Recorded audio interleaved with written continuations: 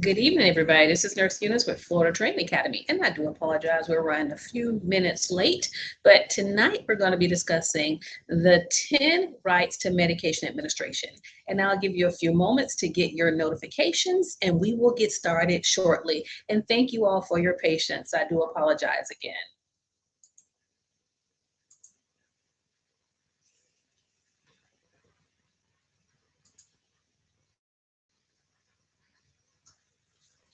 The first part of this presentation, I will not be looking at the chat, but if you stay until the end, of course, we will have our review questions. And so whenever you're thinking about medication administration, you're going to hear some that say there are 5 rights, 6 rights. There's actually a lot of rights. So tonight, we're going to discuss the 10 rights of medication administration. It is a critical safety guide for nurses and other healthcare professionals. If you understand the rules of medication administration, you will help to ensure patient safety and also minimize the risk of medication errors. Now we're going to discuss the 10 rights of medication administration. So if you don't have your pen and paper, go ahead and get it now. Remember, there is an exam, a practice test at the end, and I know you're going to do well.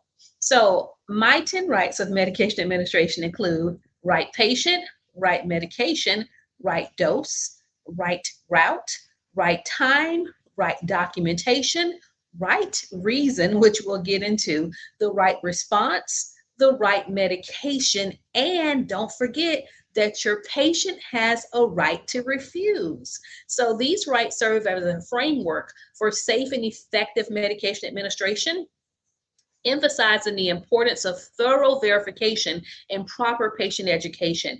By adhering to these rights, healthcare professionals can help prevent medication errors and ensure optimal patient incomes. Imagine a nurse coming into your room giving you medication, but never telling you the reason that they're giving you the medication, what to expect if something goes wrong with this medication. So I want to prepare you to be better healthcare providers, to provide that patient education, and to, of course, prevent untoward outcomes if you do make medical errors. How do we prevent those medical errors? First thing is that we actually have to verify that we have the right patient. How do we do that? We're going to do some verification. So whenever you're verifying a patient identification, we use multiple identifiers to confirm the patient's identity before administering medication. These identifiers can include the name and date of birth. We sometimes don't use the medical record number as much. And whenever you go into a patient's room, you don't want to ask, hey, is your name Eunice Mathis? It is, hello, my name is Nurse Sean. I'm going to be caring for you today. Can you tell me your name and your date of birth? And as they're telling you that information, you're actually looking at their ID band to verify that everything they're saying is correct. Now, a second step, if you're at a facility that has the barcode scanning devices, you can scan the patient's wristband and medication. That also helps to ensure that you are giving the right medication to the right patient. And then don't forget to double check. Hey, we get really busy. You have 14 patients, you're rushing through. Sometimes it doesn't hurt to ask the patient to state their name and date of birth again, especially if you have patients who have similar medications. Right, number 2, the right medication. How do you verify the dose? The way that you verify the dose is that whenever the doctor writes the order, you want to verify the medication that the pharmacy has delivered to your floor against the order that the doctor has physically written. And that's going to ensure that you have the correct medication, the correct dose, and the correct form of the medication. Was the Tylenol supposed to be administered in a liquid form or in a pill? All of that matters for safe patient care. Don't forget to consider the expiration date. Yes, expirations, medications can expire, and we utilize the pharmacy a lot. However, the pharmacy is not the one who's physically giving the patient the pill, the medication. The nurse is. So you want to be checking the vials for expiration dates. You want to also be checking the pills to make sure that nothing's expired. And of course, if it is expired, do not give it to the patient. You're going to notify the pharmacy right away. Number 3, the next right is the right dose. Accurate measurement. So the right dose ensures the patient receives the appropriate amount of medication, maximizing effectiveness and minimizing side effects. Now let's talk about precision and safety. Think about medications such as insulin, or let's say you have to give a patient Versed, which is a sedative, or morphine, which is a pain medication. You want to prevent over or under dosing. So whenever you're given those high risk medications, it's extremely important that you're giving the patient the right dose. If you give someone too much insulin, their blood sugars could drop. Of course, if you give someone too much morphine or too much Versed, they may not wake up. So you take the time to verify that you're giving the patient the right dose before you administer the medication. Now, I briefly hinted on this. Let's talk about the right route. There are so many different routes of medication administration. So one of the most common routes is the oral route. And this would be given to a person who can, of course, swallow. So you always want to check your patient's gag reflex. If the patient isn't talking to you, you just want to go up and give them a cup of water and some pills. Check the gag reflex first to make sure this patient can actually communicate and can swallow safely. So the most common route for medications would be the oral route, and they are absorbed through the digestive system. Let's talk about sublingual medications. They are medications that are placed under the tongue and absorbed directly into the bloodstream. Some common sublingual medications could be vitamin B12 drops. Another type of sublingual medication could be your nitroglycerin. So they have the little tabs that will go under a patient's tongue, and that would be the way that the patient receives their medication through the actual mouth, through the mucosa. So this route is often used for medications that are quickly broken down by the digestive system. We have intravenous medications. They are medications that are injected directly into a vein. This is the fastest way to deliver medication to the bloodstream. And for most professions, we do have LPNs, which are licensed practical nurses, and then we have RNs, which are registered nurses. The scope of practice varies whether there's an LPN or RN. Yes, they both can give medications.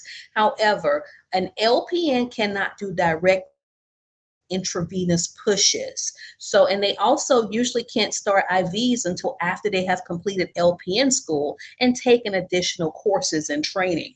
So right now, when I'm speaking of intravenous medications, that's more of a scope of practice for a registered nurse or RN.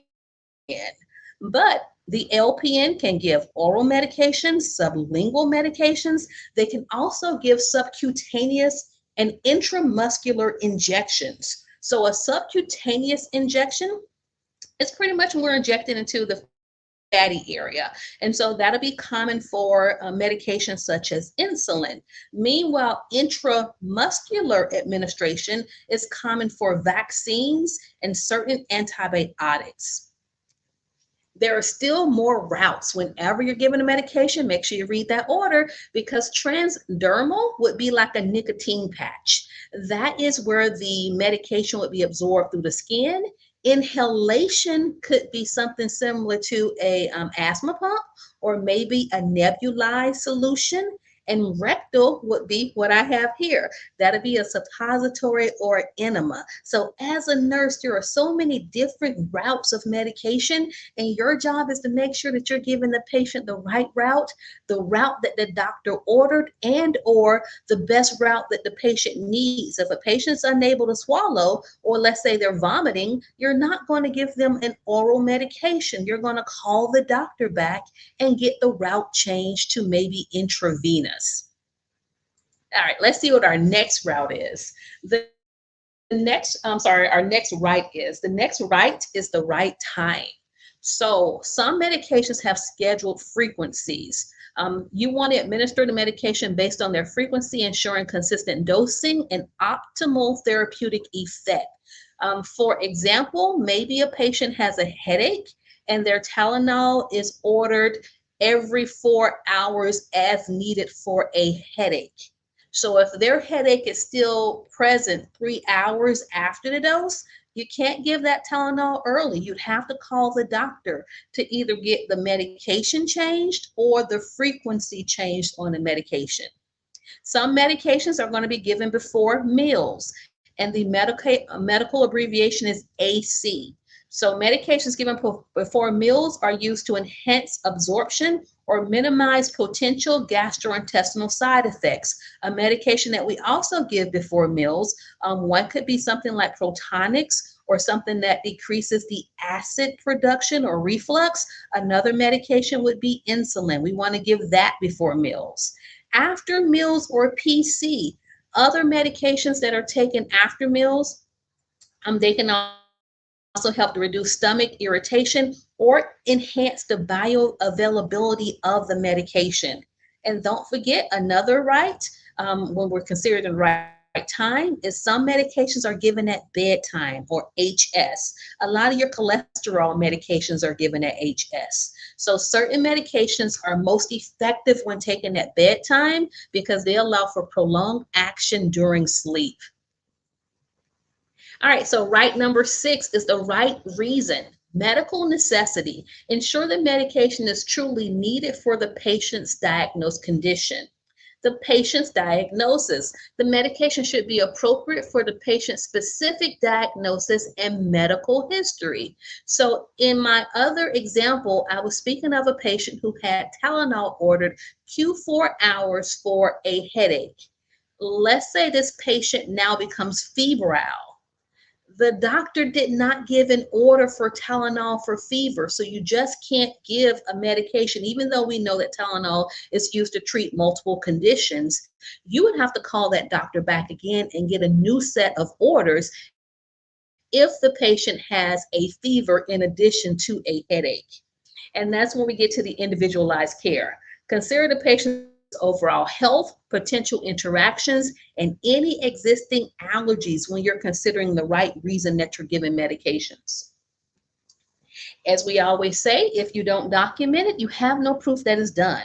So the right documentation, accurate and timely. Documentation should reflect the exact medication, dose, route, time, and the reason for administration.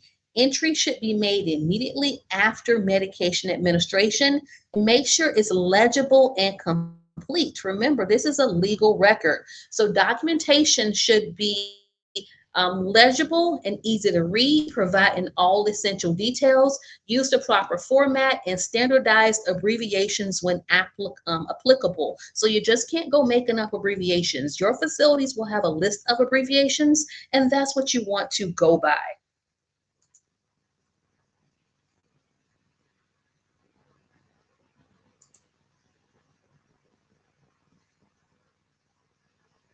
All right, so now the right response, everybody. So prompt assessment. In the event of an adverse reaction or unexpected response to medication, healthcare professionals should promptly assess the situation and take the appropriate actions.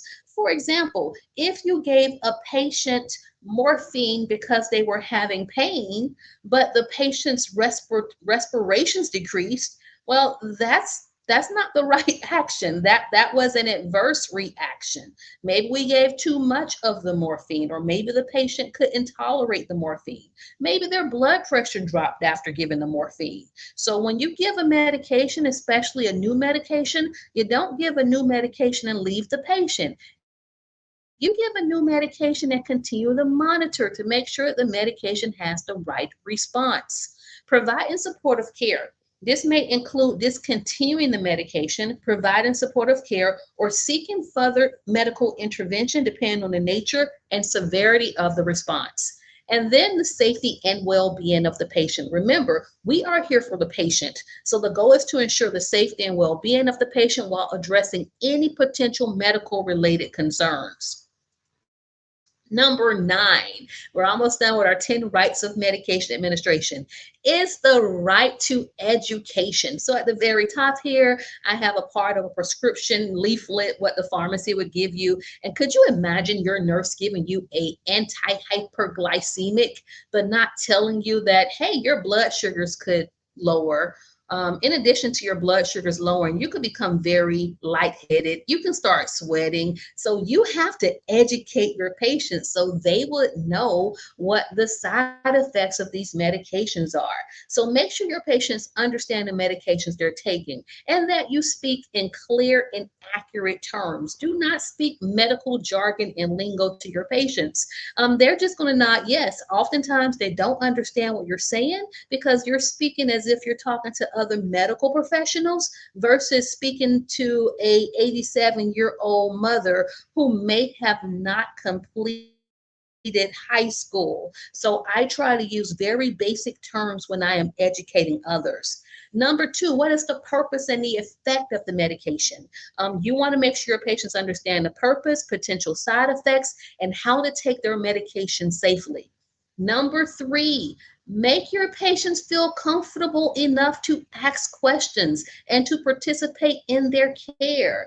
Remember, we're there to serve them, not talk above them. And number four, informed decisions. They have the right to make informed decisions about their medications and treatment plans. We work together to provide individualized care, and that's how we keep our patients safe.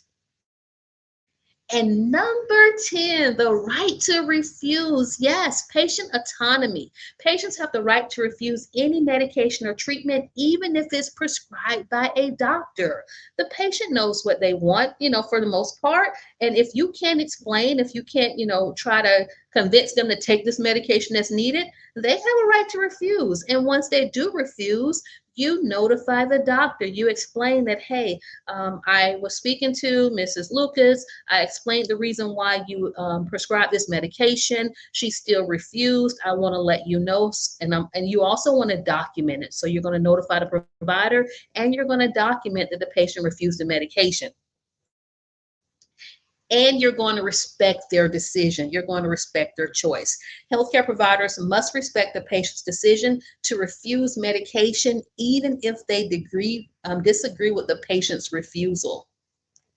Something you don't consider, and I experienced this with a relative who was recently hospitalized, the medication reconciliation. So this is a necessary part of the 10 rights of medication administration, but it is something that's very important. Whenever these patients are discharged, you want to get them a list of all their medications when they actually come in too, but you want to gather up a list of all their medications, including the over-counter medications, any supplements or herbal remedies, because we want to make sure that we're not going to be administering something to them that could be contraindicated. You want to compare the medication list, and you want to communicate with the different providers. For example, if this patient has a cardiologist and a respiratory therapist, pulmonologist is a better term. That's the doctor, not respiratory therapist. The cardiologist is only going to specifically address the medications related to the heart, and the pulmonologist will address the patient's asthma. So you have to know which provider to communicate what concern to. Medication storage. Proper medication storage is crucial for maintaining effectiveness and safety. Medication should be stored in a cool, dry place away from direct sunlight and heat. They should be kept out of the reach of children and pets. And I know you're probably like, Eunice, why are you telling me this? This happens in a hospital because not all of your patients are going to be in the hospital. There are a lot of patients who are in their homes, and you would be that nurse going into their homes. And you still want to provide that education as to how they should maintain their medications. For example, nitroglycerin comes in a brown bottle for a reason, because it should not be exposed to direct light. Some medications may require specific storage conditions, such as refrigeration. Insulin has to be refrigerated. So as you are educating your patients, you want to make sure that they know how to keep their medications in a good state so that they don't expire fast or go bad fast. Medication disposal. So proper disposal of medication is crucial for safety and environmental protection. I think they just had a video about, let me get off of full screen.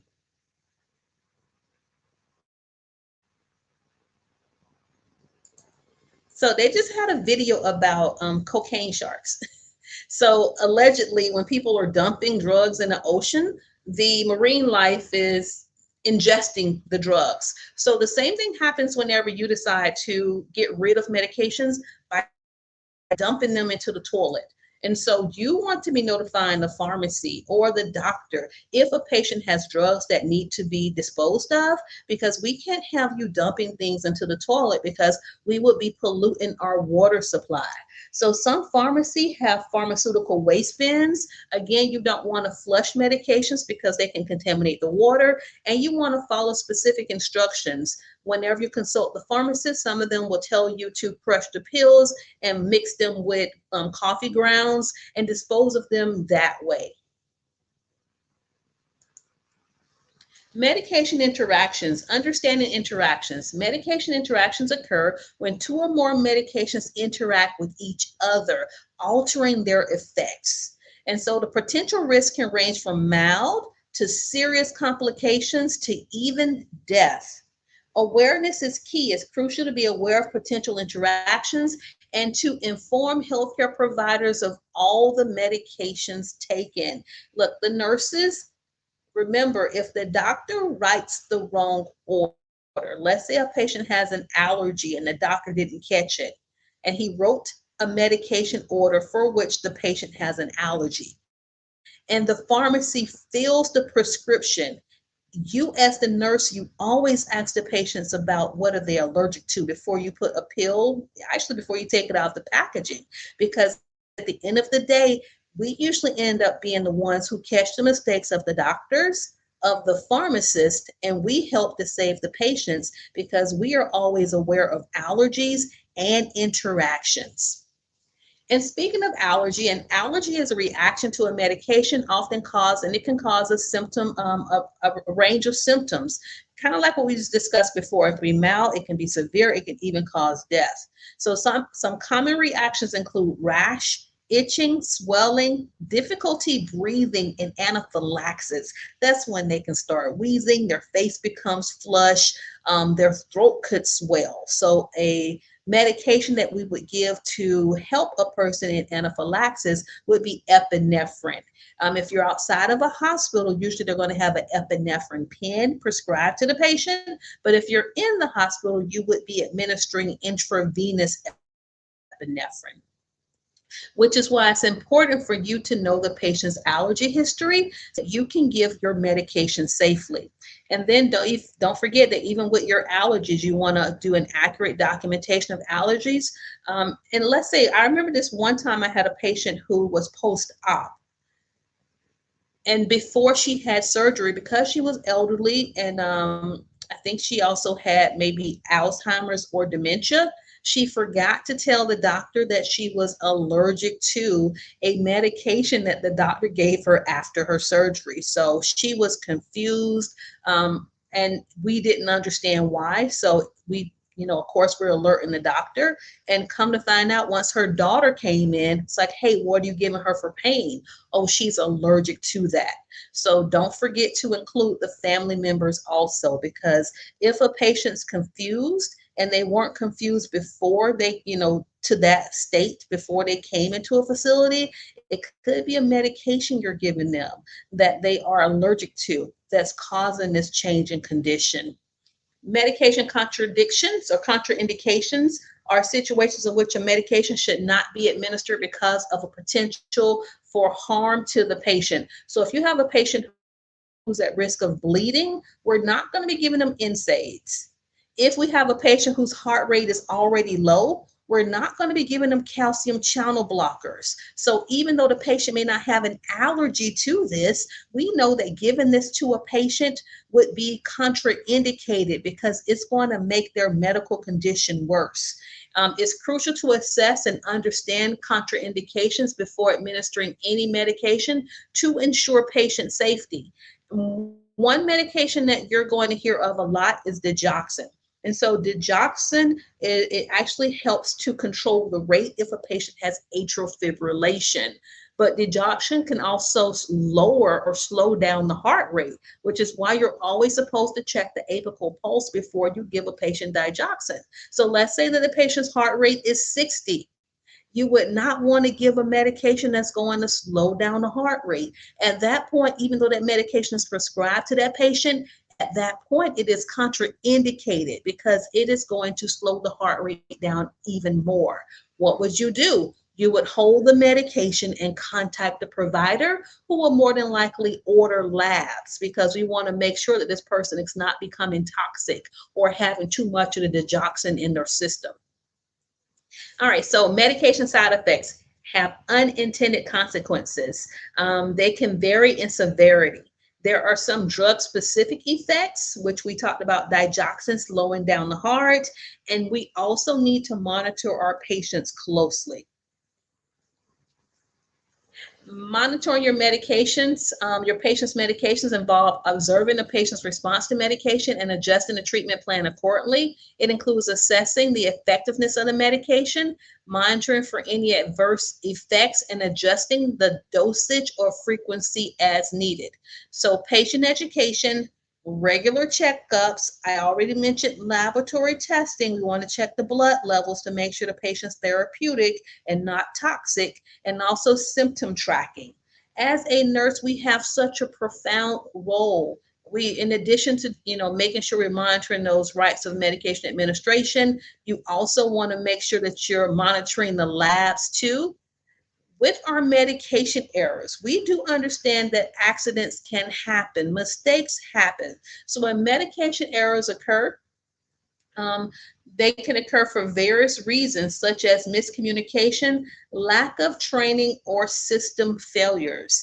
I am a firm believer in asking for help, especially if you're a new nurse. Open up your books, call the pharmacy, because we don't want you making a medical error. We want you to be a safe provider. Some common medical errors could be, of course, giving the patient the wrong medication, or the wrong dose of medication, and or using the incorrect route. And they can all have serious consequences for our patient.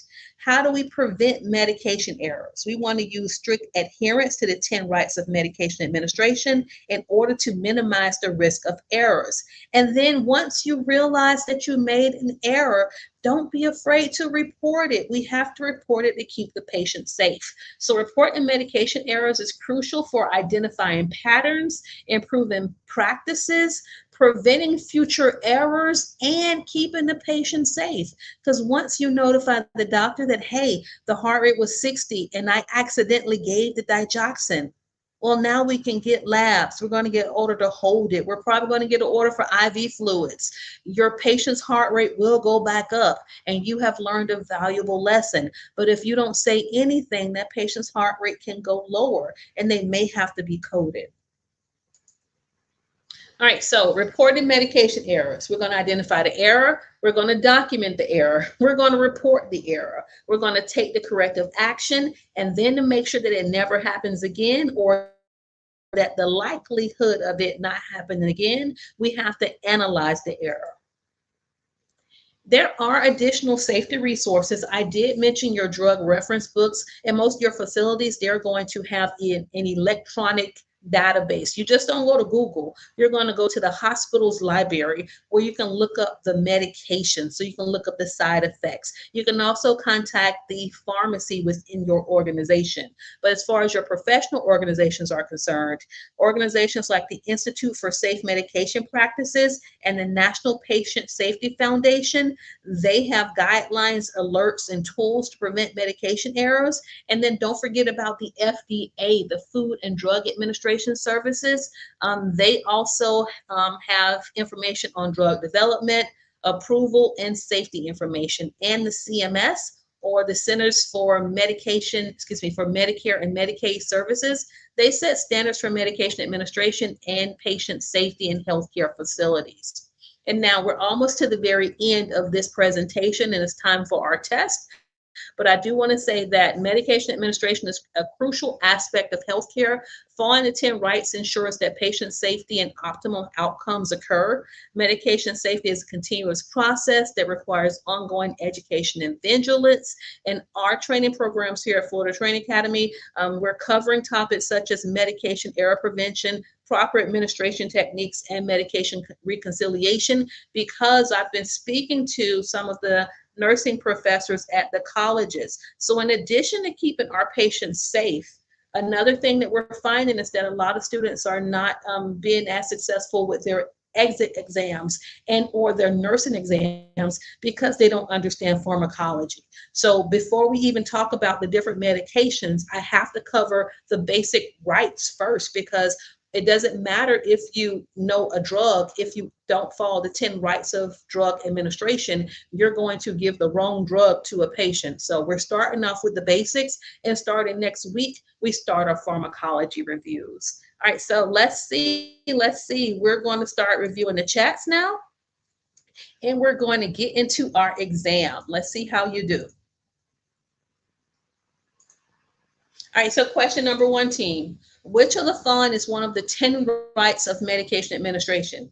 Is it A, right environment, B, right patient, C, right physician, D, right dosage time? Larry, congratulations on passing your test. It's so many congratulations. Congratulations, Kelly. Congratulations, Amy. Oh my God, you all are doing so well.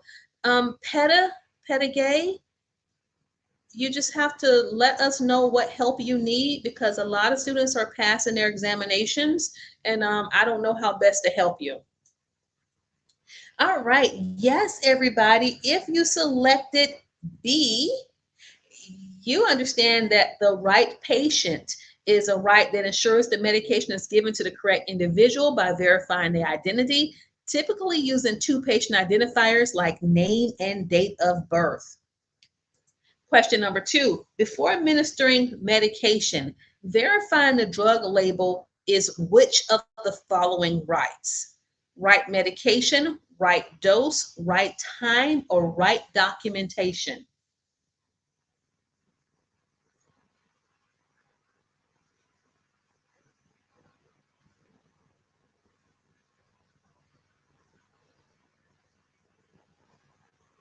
All right. I'm seeing answers coming through. Flossie for two, and a K. Imani, you are absolutely correct. The response is A. The right medication is crucial, is critical to ensure that the drug being given matches the order and is appropriate for the patient's condition. Question three, the right time means administering medication window, the right time means administering medication within what window of the prescribed time? And I did not discuss this in our lecture. So is it within 5, 30, or 60 minutes, or D, whenever convenient? How long does a nurse have to give medications? If a medication is scheduled at 8, what window, what time frame does she have to truly administer that medication?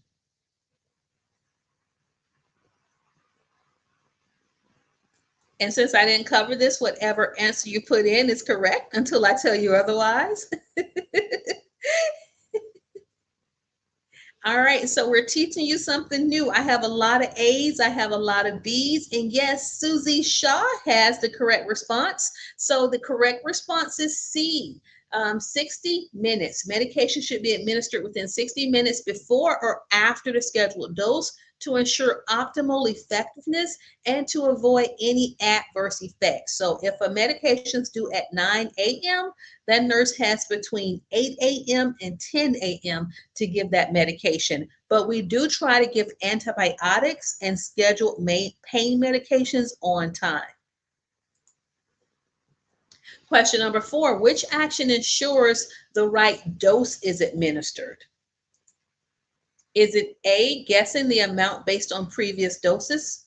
B, calculating the dose based on patient weight or age? C, relying on the patient to confirm the dose? Or D, skipping the dose if unsure?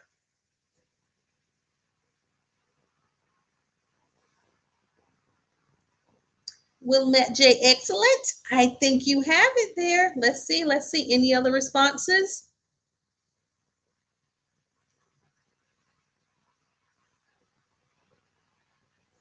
So for question number 4, if you chose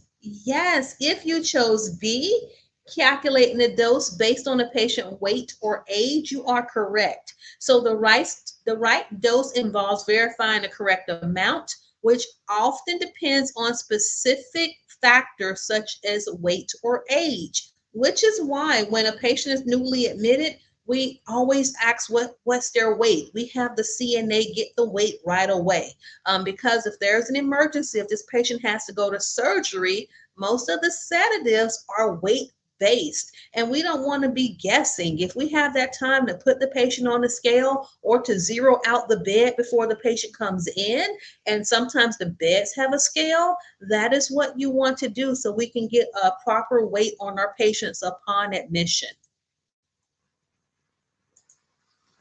Question number 5. Confirming the right route involves verifying A, the time of administration, B, the patient's consent, C, the method of administration, oral, IV, etc., or D, the time since the last dose.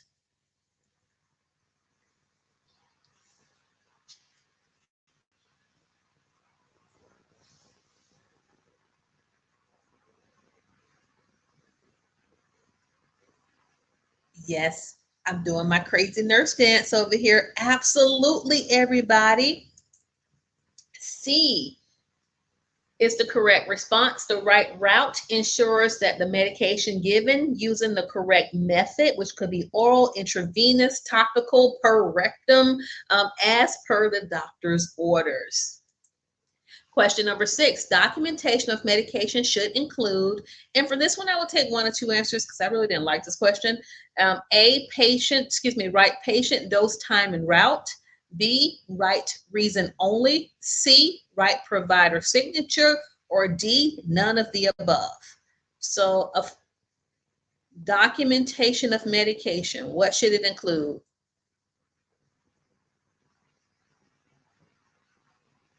Yes, Fatima, Susie, Getting, Paul, Nandy. I do apologize. You have beautiful names and I'm messing them up. You all are absolutely correct. It is A, right patient, dose, time, and route. And I also would have let you choose D because I know when I'm thinking about giving the medication, I may be thinking about other things such as the right reason, the right response. I'd be thinking about the full 10. This gave a partial list, but for the question and the responses that were available, this would be the better choice. Question number 7. If a medication is administered for a specific condition, you are ensuring what? Is it the right reason, the right patient, the right documentation, or the right frequency?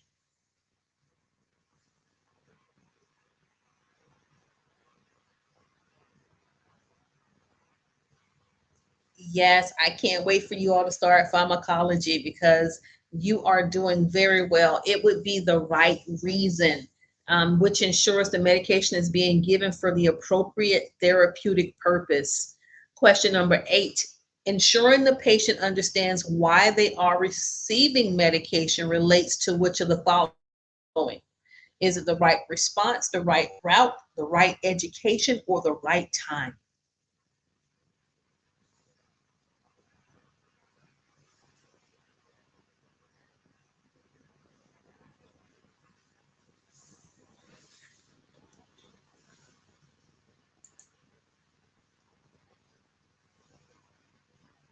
Great job, team. So, yes, the response to number 8 is C, the right education. So, educating the patient about their medication is essential for compliance and understanding, ensuring the patient knows why they are taking it and that they are aware of any possible side effects.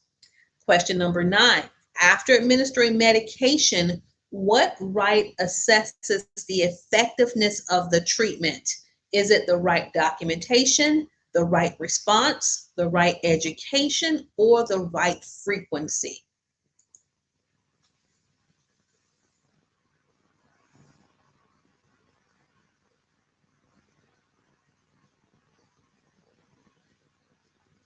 Yep.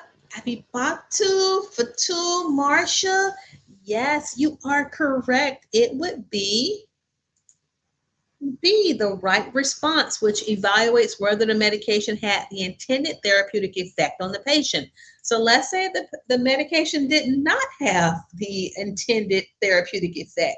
You give someone Tylenol for headache and you go back and check on them 30 minutes later and they still have a headache. What would you do? You would notify the provider. You would maybe do something that didn't involve medication, dim the lights, change the music. Maybe if they don't have their glasses, maybe their eyes are strained. Maybe they need their reading glasses if they're reading. So you want to be thinking that if a medication, if you give it, if it doesn't have the therapeutic effect, we need to notify the provider. Otherwise, our patient's just sitting there in pain, and we gave a medication, and we're like, oh, you have to wait 4 hours until you can get another pill. Absolutely not. Report it to the provider. Question number 10, which of the following rights ensures ongoing treatment adherence and safety? So this one may be a little bit tricky. Which of the following rights ensures ongoing treatment adherence and safety? Is it the right documentation, the right to refuse, the right dose, or the right response?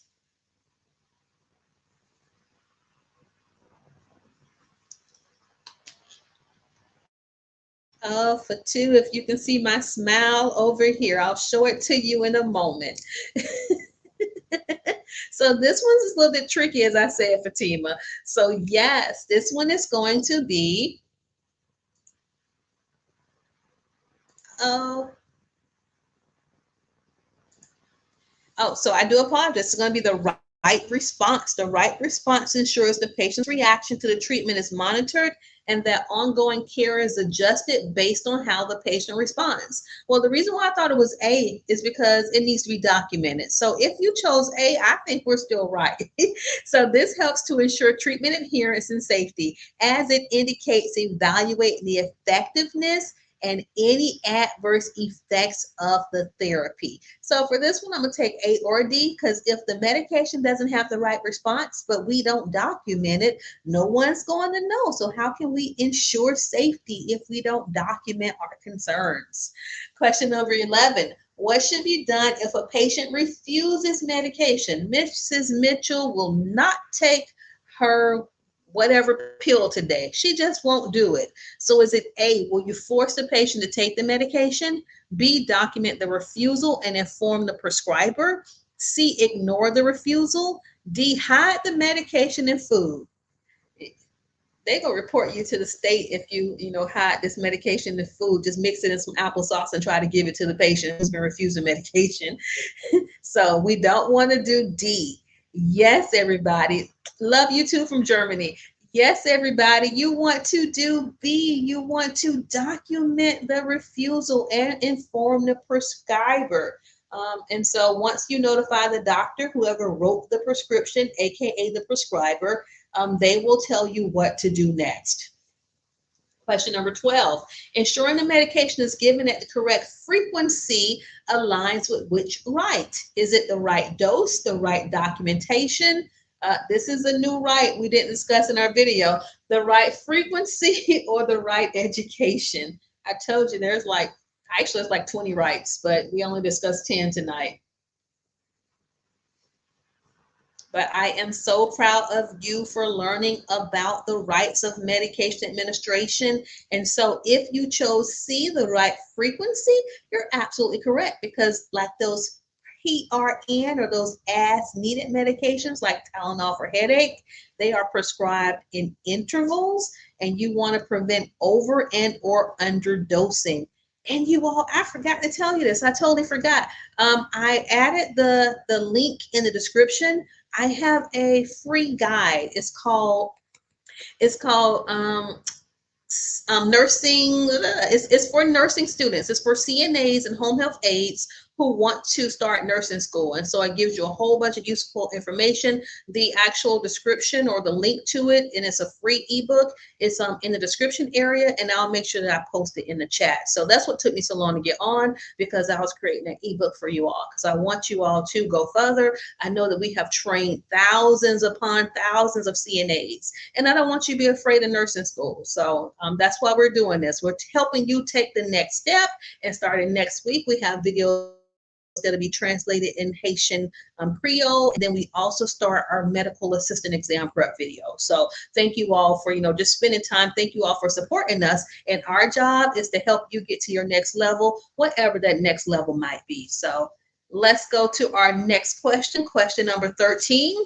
If you discover a medication error after administration, which right ensures proper follow-up? Right response, right route, right patient, or right time? Remember that digoxin, you're supposed to check the heart rate before you gave it, and you didn't, and the heart rate was 60, and now that you've given this medication, you see the patient's heart rate is now 50 on the monitor. What are you checking for after this medication error?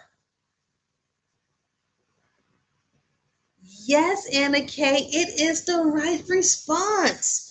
Sometimes you may not realize you gave a medication error, but that patient's heart rate is going to let you know that either something's going wrong with the patient naturally, or you did something to cause that patient to start deteriorating. So the right response includes monitoring the patient for any adverse reactions, following an error, and addressing it promptly. Question 14, the right assessment ensures that A, the medication is documented correctly, B, the patient's condition is evaluated before administration, C, the physician has signed off on the medication, or D, the pharmacy has filled the prescription.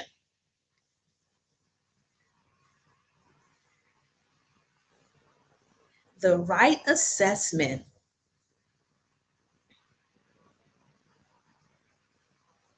And we'll be revealing the answer in 3, 2, and yes for 2. Yes, Imani. It is B. The patient's condition is evaluated before administration. The right assessment involves checking the patient's condition to confirm the medication is still appropriate. Okay, so you all are going to have some patients who are going to be asking for their pain medications around the clock. They will like, hey, don't even wake me up at 2 a.m. Just give me my pain medication. Absolutely not. If you go in that room at 2 a.m. and that patient sleep, well, the right assessment, he is resting and does not appear to be in any pain. You're not going to be giving or pushing any medications when someone is asleep. So always assess the patient regardless of what they say before you draw up the medication and bring it into their room. Question 15, which right is important for preventing medication errors in patient identification? Is it right time, right education, right patient, or right dose?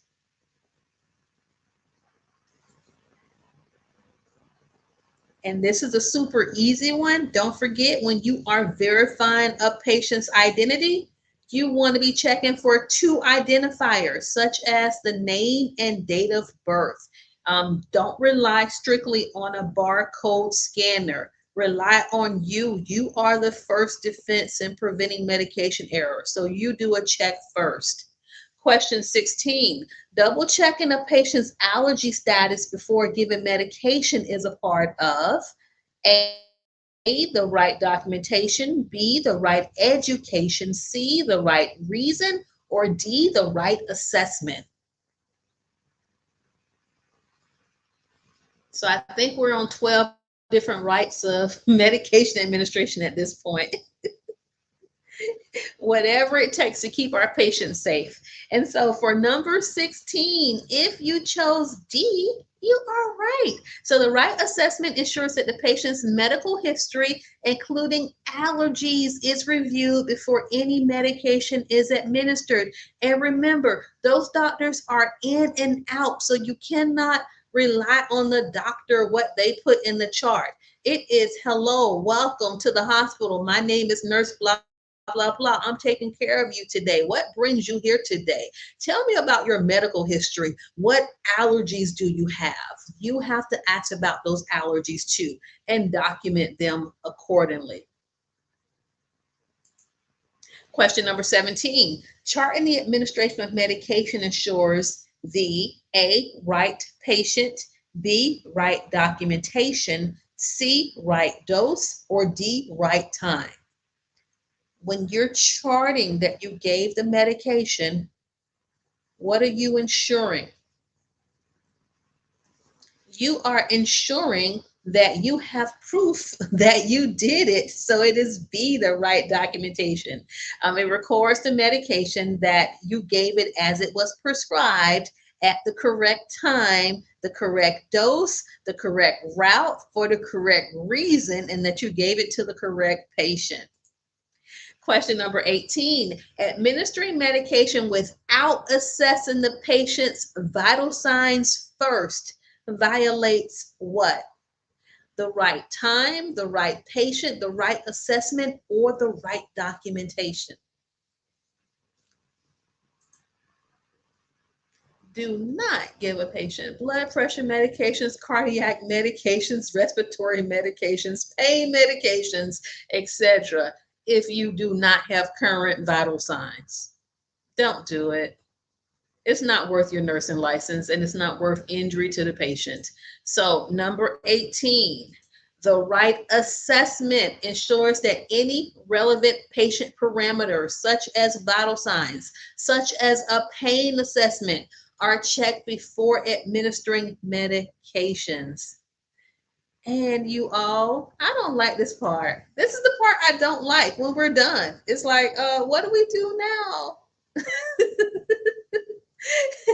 You are so awesome, and I am so proud of you. We're not supposed to use terms of endearment, but you all are my babies, and I just love you all so much. And I'm so proud of you. So for those of you all who recently passed your CNA test, kudos. For those of you all who are even thinking about starting nursing school, remember in the description there is a link to a free guide so that you can start, just thinking about ways to fund your nursing school.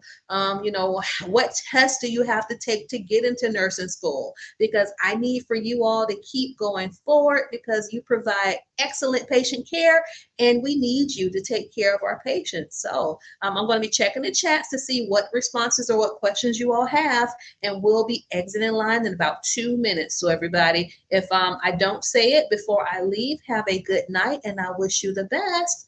Let's see. Thank you from Guyana. Thank you so much, Nikisha.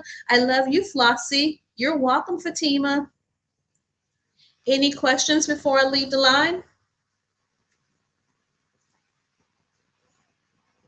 Hey, Susie from Jamaica.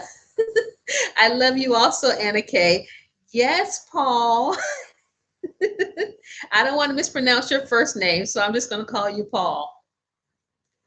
All right, so if there are no questions, and Miss Gidding or Mr. Gidding, yes, you're so welcome. I will see you all in the next video. And of course, you all know I don't know what my schedule. I just come on whenever I can get on.